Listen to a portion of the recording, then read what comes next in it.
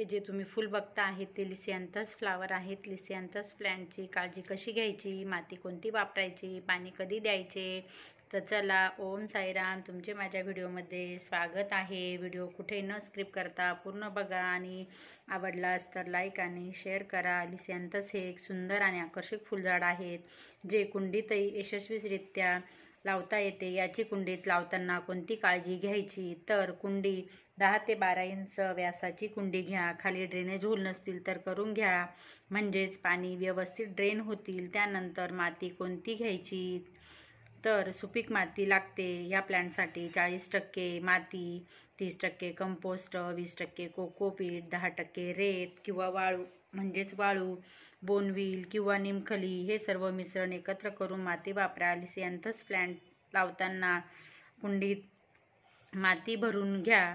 Plant हळुवारपणे कुंडीत लावा। लावल्यानंतर थोडेच पाणी द्या। पाणी कधी द्यायचे, तर झाडांच्या मुळाजवळ माती सुकली किंवा कोरडी झाली मगच पाणी द्या। जास्त पाणी देऊ नका, अन्यथा ह्या प्लॅन्टच्या मुळे आहेत ते खराब होतील। सूर्यप्रकाश कसा द्यायचा, तर सूर्यप्रकाश हा 5 ते 6 तास मिळेल अशा पद्धतीने द्या। सौम्य सूर्यप्रकाश हवा। जास्त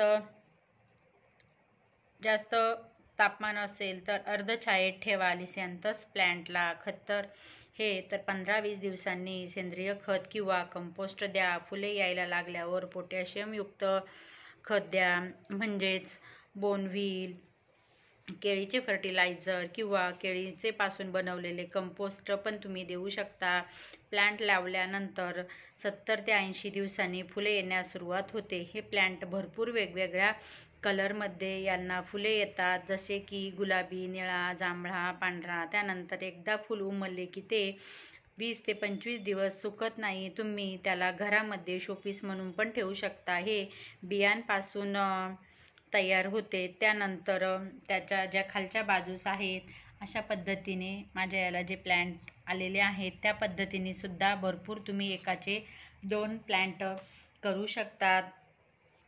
त्यानंतर हे फूल एकदा मे ते जूनमध्ये जास्त फुलतात आणि फुले गुच्छ स्वरूपात येतात।